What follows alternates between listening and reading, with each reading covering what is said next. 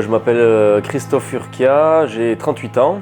Je suis marié, papa de 2 enfants, Maë 5 ans, un petit garçon, et Oyana 3 ans.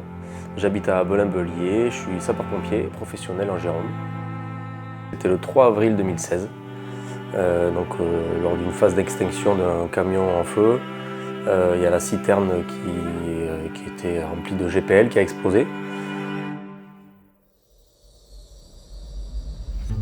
On a eu un recul d'environ 8 mètres et depuis ce jour-là, j'ai une perte d'audition d'environ 30%.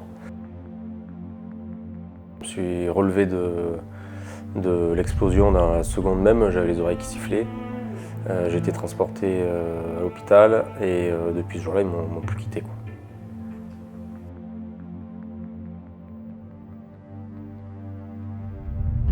Les acouphènes, c'est un bruit qu'on entend, qu'on est les seuls à entendre.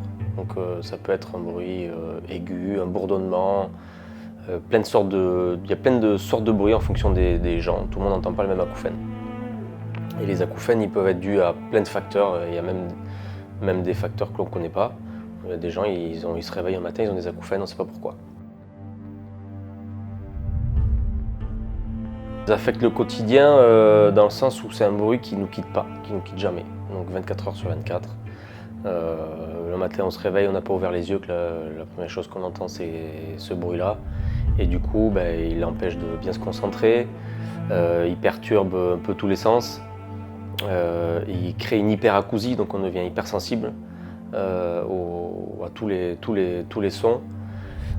Et du coup, il va au fur et à mesure nous désociabiliser un peu parce qu'on va avoir tendance à s'isoler, à plus vouloir aller dans la rue, à plus vouloir aller dans un bar, dans un restaurant, là où il y a des ambiances bruyantes. Et ensuite, on va essayer de trouver des subterfuges pour essayer de plus l'entendre, quoi. C'est ce que j'explique assez souvent, c'est que des fois on a l'impression d'être fou parce qu'on est les seuls à l'entendre, quoi. Et c'est difficile de dire aux gens autour de dire stop, quoi. Taisez-vous, arrêtez de faire du bruit, j'ai mal à la tête, j'ai les acouphènes. Et les gens, même s'ils nous comprennent, même s'ils l'entendent, ils ont du mal à le percevoir. C'est pas comme si quelqu'un avait été en béquille et on fait attention quand on passe à côté de lui. Nous, quand on a les acouphènes, personne ne le voit, quoi. Donc c'est à nous de nous adapter.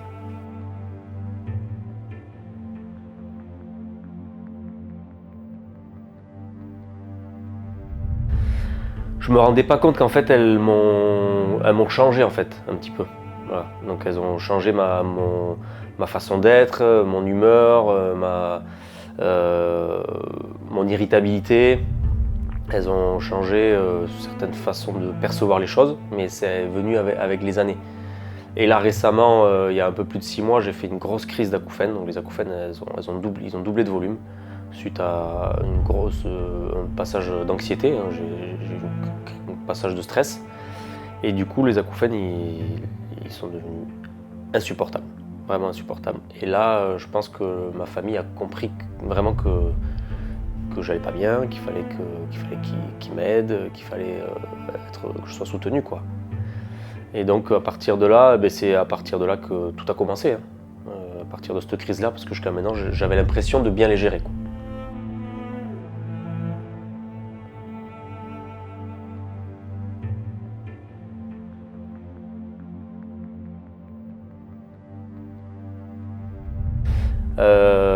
C'est qu'un jour j'en ai eu marre.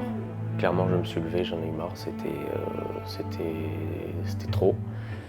Et je pense que j'étais prêt à me foutre en l'air, clairement. Donc j'ai écrit une lettre, en gros, pour savoir ce que j'allais faire, quoi. Donc j'ai écrit une lettre. Peut-être que c'était une lettre d'adieu, mais au final, ça s'est transformé en une lettre pour faire le point en fait sur ma vie, sur ce que j'avais, sur ce que je vivais, sur ma femme, mes enfants. Et je me suis rendu compte qu'en fait, c'est les acouphènes qui allaient pas, quoi, et pas le reste. Donc j'allais faire une connerie en me foutant en l'air moi, alors que la chose que je voulais qui disparaisse, c'est les acouphènes. Donc cette lettre, elle m'a fait un bon électrochoc qui m'a dit, en fait, tu peux pas partir, quoi. En fait, tu laisses tes enfants, tu laisses ta femme, tu laisses des amis, tu laisses ta famille, tout ça pour un accident de la vie, quoi. Donc à partir de là, je me suis dit, en fait, je dois pas être le seul à en souffrir. Et je souhaite à personne de souffrir comme je souffre en ce moment. Donc je vais me sortir les doigts du cul et je vais faire quelque chose, quoi. Donc à partir de là, j'ai décidé de me renseigner à fond, de voir s'il y avait des associations qui existaient, écouter des témoignages de personnes qui avaient des acouphènes, comment ils le vivaient, comment ils s'en sortaient. Et je me suis aperçu qu'au final, beaucoup de gens souffraient, mais il n'y avait pas grand-chose qui existait. Il y avait quelques associations, mais localement, il n'y avait pas grand-chose. Et je me suis dit, je vais me donner un objectif, je vais créer une association, essayer de rencontrer du monde, en parler, et puis peut-être que ça va m'aider, quoi. Voilà, donc du coup, c'est comme ça que j'ai lancé l'aventure.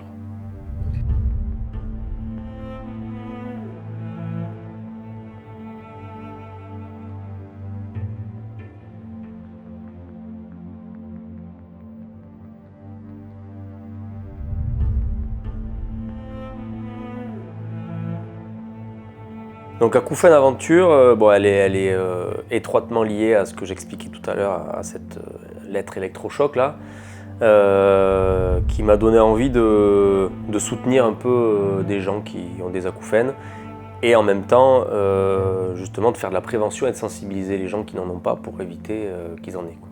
Donc au début, c'était juste un défi sportif que je voulais faire pour marquer les gens, pour sensibiliser et que les gens s'intéressent à cet handicap pour en parler. Donc j'en ai parlé à un de mes meilleurs potes là et je lui ai dit voilà ce que j'aimerais faire comme défi sportif et il m'a dit ok, je te suis. Et puis au final après j'ai commencé à en parler un peu sur les réseaux, sur Instagram, et puis j'ai vu que pas mal de gens me contactaient et puis qui avaient envie d'en discuter, qui voulaient que ça aille plus loin. Et donc à partir de là, j'ai réfléchi à faire des journées de prévention, des actions de prévention. Donc là, je vais faire des actions de prévention sur des festivals cet été, où je vais distribuer des bouchons d'oreilles, je vais parler des acouphènes, un petit peu des problématiques liées à l'exposition au bruit. Moi, mon but, déjà, c'est de faire connaître les acouphènes, d'essayer de faire avancer les choses. Alors, je pense pas que j'aurai énormément de poids, mais je pense que si chacun fait quelque chose, à force, ça fait bouger les choses. Plus on en parle, et plus ça fait bouger les choses. L'association elle est très récente, elle a été créée fin janvier 2024, donc c'est tout début. J'aimerais aller faire des journées de prévention dans les entreprises, dans les écoles, dans les lycées.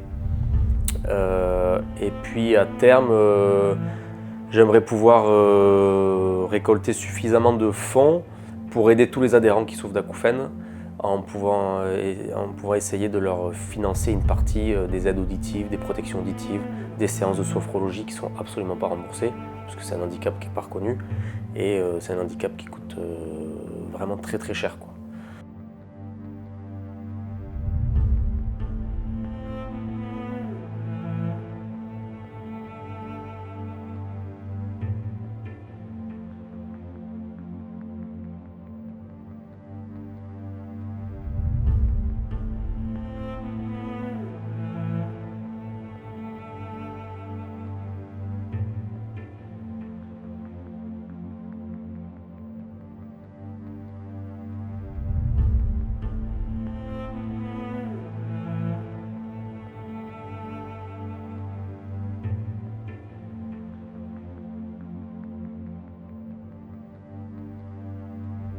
En gros, moi c'est ce qui me plaît, c'est ce qui m'anime, de se challenger, de se dépasser, de sortir de sa zone de confort. Donc c'est ce que je fais depuis longtemps. J'ai déjà fait plusieurs challenges sportifs et je m'étais dit que du coup à allier les deux, challenge sportif et prévention, ça serait le top. Et je trouve que c'est là où on a le plus de visibilité peut-être. Ça anime les gens. Le sport aujourd'hui, on sait que c'est bon pour la santé. Je voulais aussi montrer qu'il ne faut pas forcément partir loin pour aller vivre l'aventure. Donc là, ça se fait dans la région. Et donc je pense que ça a forcément que du positif, quoi. Et le sport en plus, pour ma part, ça m'aide à diminuer mes acouphènes ou du moins à les oublier quand je fais du sport. Donc voilà, je pense que c'est une bonne façon de montrer que les acouphènes c'est une aventure de tous les jours. Et de par cette aventure-là, Acouphènes Aventure, ce projet sportif, c'est un peu une preuve de résilience, on va dire.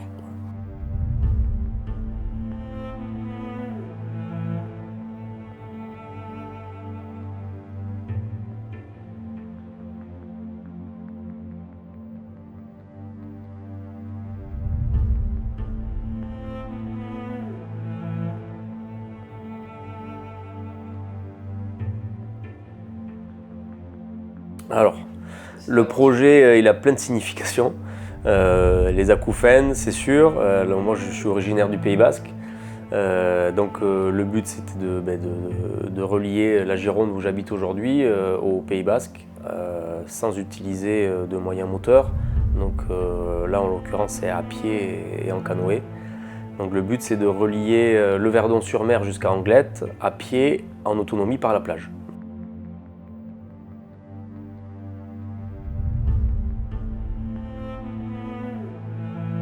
Donc on va tracter un canoë pour pouvoir faire les traversées, traversées de mer, là où on sera obligé de passer par l'eau.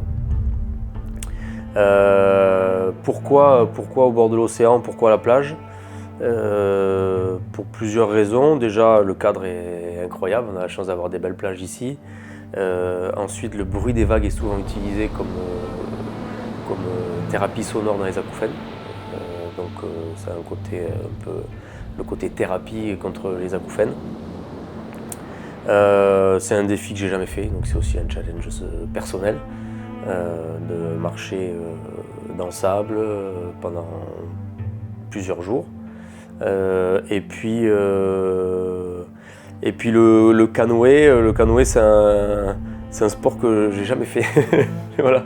Donc je me lance aussi ce défi-là de traverser des petits bouts d'océan en canoë pour apprendre une discipline nouvelle, quoi.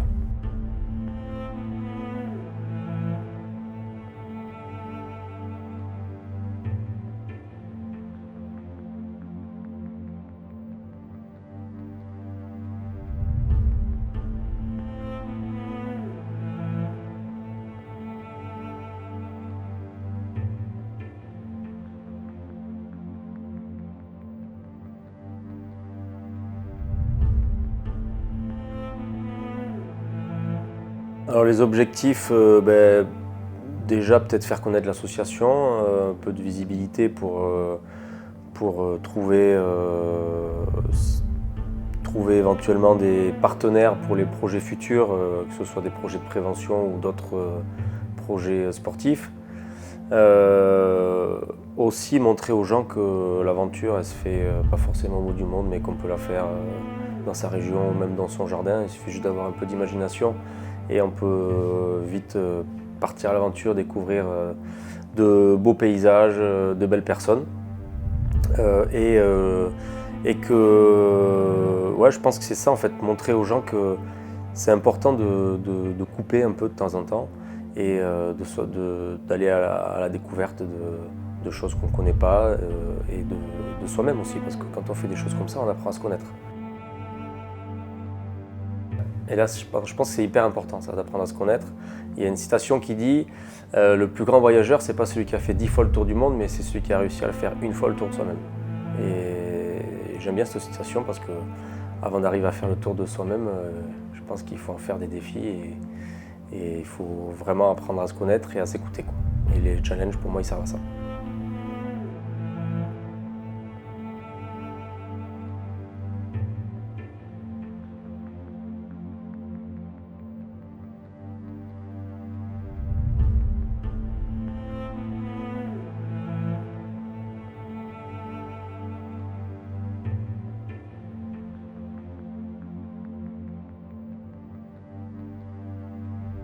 Si demain on arrive à reconnaître les acouphènes comme un handicap et que ce soit pris en charge correctement, médicalement, financièrement, je pense qu'on aura gagné, quoi, un peu notre challenge. Après, ce qui me motive, c'est que j'ai l'impression que le fait de faire ça, ça me donne un objectif, que ce soit un objectif sportif, un objectif humain. Et j'en oublie mes acouphènes, quoi.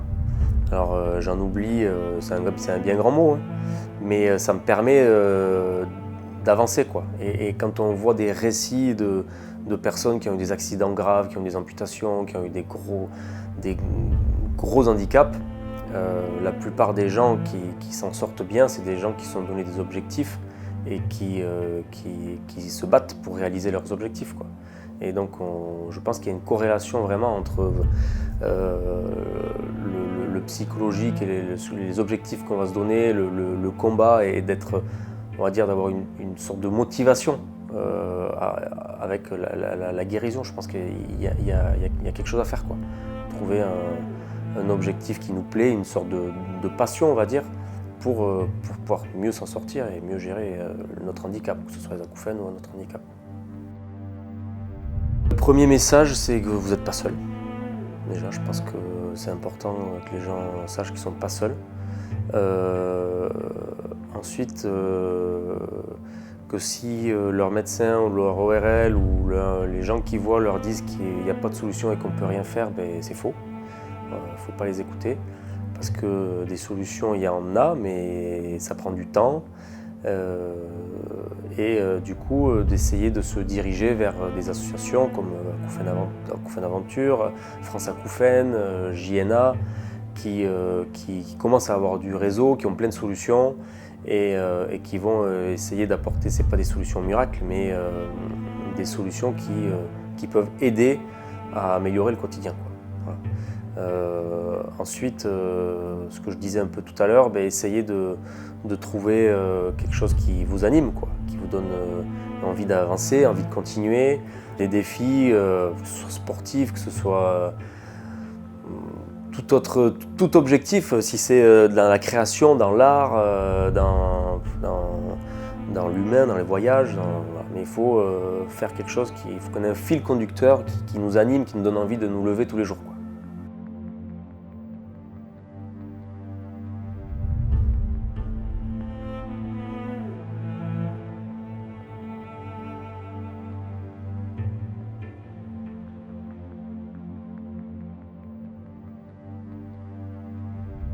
Tout à fait, c'est le but, c'est ce que je voulais montrer à travers ce défi aussi, montrer que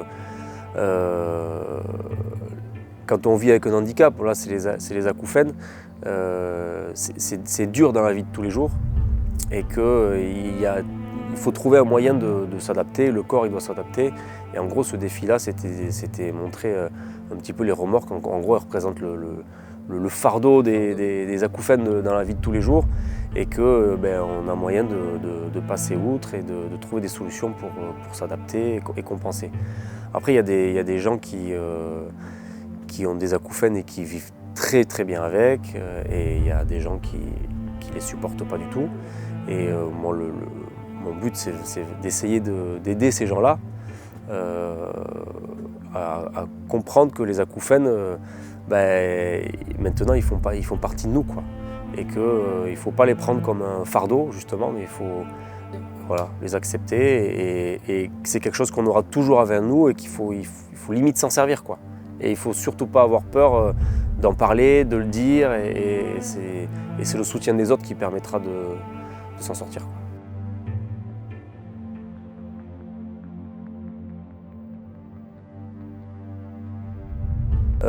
Le fait d'avoir des acouphènes et jusqu'à maintenant d'en avoir chié, parce que j'en ai chié, m'a donné cette force de pouvoir aller au bout, quoi. Et du coup, je pense que ça devient même une force, parce que ça nous permet de peut-être réussir à mieux aborder d'autres problématiques. Et c'est peut-être le message à faire passer, c'est qu'il faut que ça devienne une force. Il faut qu'on le prenne comme une force. C'est-à-dire qu'on a une difficulté et qu'on arrive à surmonter, et du coup, ça peut servir pour d'autres choses.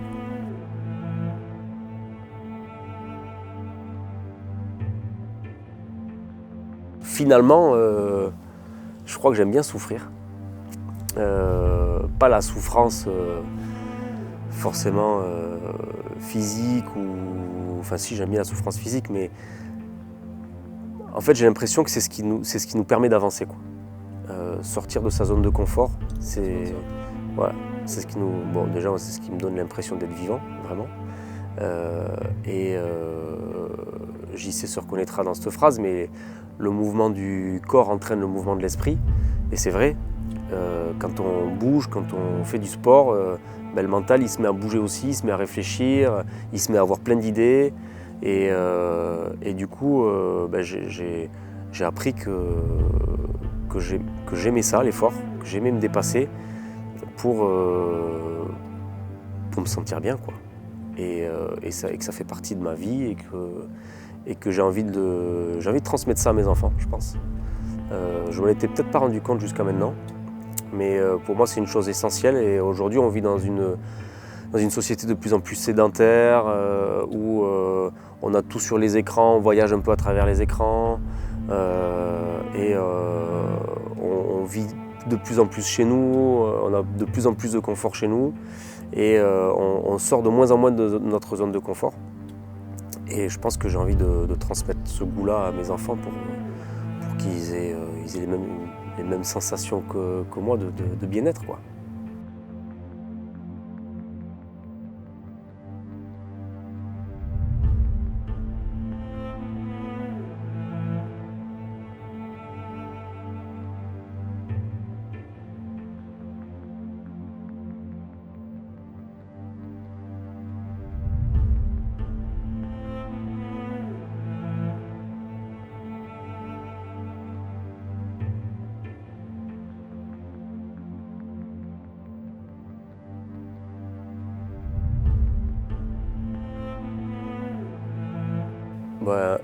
Il y a un peu de fierté quand même d'avoir fini et d'avoir été au bout, de la joie d'avoir pu le partager avec JC parce que ça faisait longtemps qu'on voulait faire quelque chose tous les deux.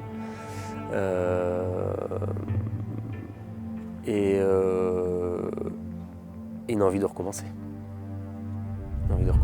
Pas le même projet, mais une envie de recommencer. Même si des fois, même si sur le moment, c'était pas du tout ce que je me disais. Dans les moments difficiles, je me disais mais plus jamais, c'est bon, c'est fini, pourquoi je me fais mal, pourquoi je fais ça? Et comme je disais au début, le cerveau il oublie en fait tous ces moments-là. Et il retient que les bons moments, cette adrénaline, ces bons moments qu'on a vécu, et puis la bonne cause pour laquelle on le fait, quoi. Donc maintenant on n'a qu'une envie, c'est de recommencer à faire. En tout cas, moi aussi, je sais que JC aussi de son côté, il pense ça, mais voilà.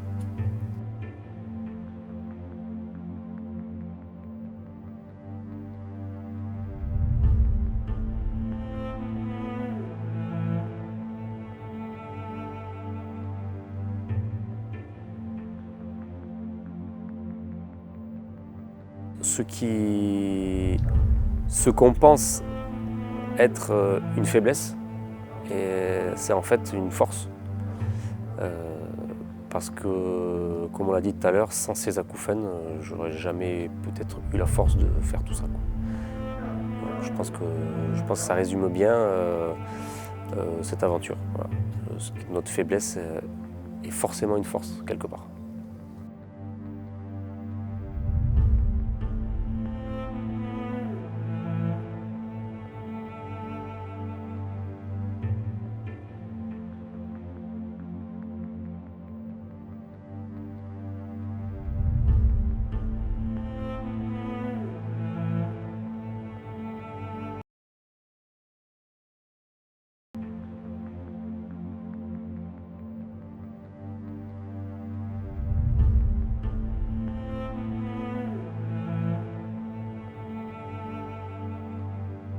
Ah oui, complètement. C'est un petit peu aussi ce qui m'a beaucoup aidé, elle m'a soutenu pour la préparation du projet.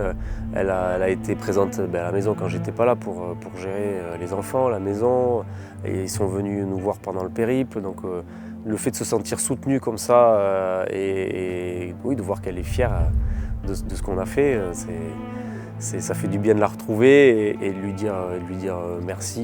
Et voilà, on a réussi et c'est aussi en partie grâce à toi, quoi.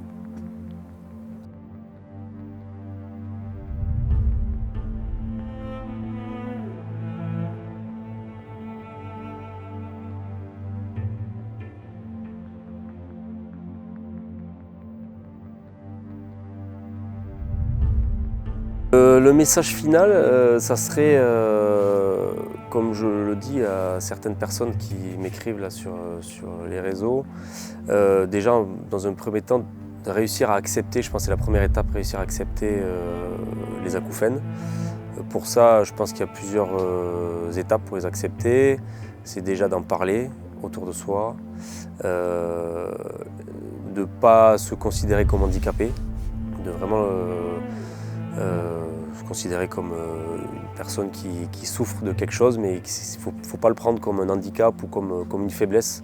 Comme je disais tout à l'heure, il faut vraiment le prendre comme une force et trouver la façon de mieux les gérer. Pour moi, je pense que c'est le mouvement qui va aider à gérer, c'est de bouger, c'est de faire des activités, trouver une occupation au cerveau qui va le défocaliser des acouphènes et justement en parler tout le temps autour de soi parce qu'on s'aperçoit que plus on en parle et plus il y a des gens qui en ont à des échelles différentes et les gens qui en ont pas sont sensibles à cette cause parce que quand ils s'imaginent avoir des acouphènes toute la journée, ils se rendent bien compte que c'est un gros handicap. Et donc il faut se servir de cette force-là pour faire des activités, pour se rendre compte que ça nous rend plus forts, ça nous donne plus d'énergie pour se battre pour d'autres choses. Et je pense qu'il faut se trouver des objectifs. Et c'est ça qui est important, c'est de se trouver quelque chose qui nous plaît, une passion, un objectif pour avancer. Et les acouphènes vont nous donner des forces pour réaliser ces objectifs-là. Quels que soient les objectifs, soit de vie professionnelle, sportif, familial, mais quelque chose qui nous donne envie de nous lever tous les matins. Moi, j'ai touché, je pense que je suis allé très loin, j'ai touché le fond, jusqu'au point où je voulais en finir. Je ne me voyais plus vivre avec les acouphènes.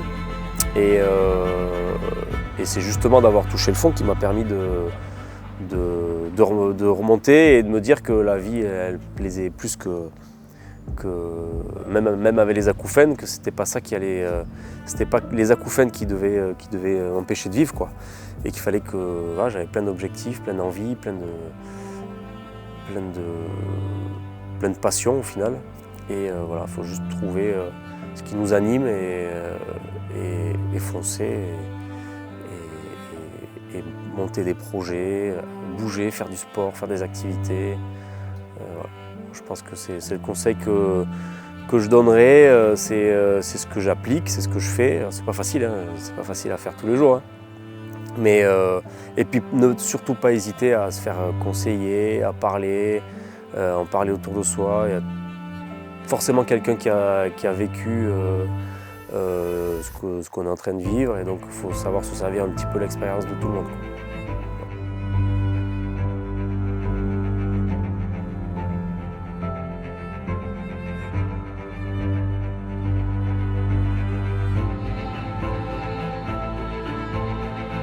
Pour finir, je tiens à remercier tous les gens qui nous ont soutenus, tous les gens qui nous ont suivis sur les réseaux et qui continuent à nous soutenir et à nous suivre, hein, qui croient au projet. Et puis en espérant qu'il y ait de nombreuses années encore avec Acouphènes Aventure, de nombreux défis et de nombreuses journées de sensibilisation. Et puis je vous dis à bientôt sur les réseaux ou sur un prochain défi, pourquoi pas à la montagne. Peut-être que c'est une révélation d'un prochain défi, je ne sais pas. Au revoir.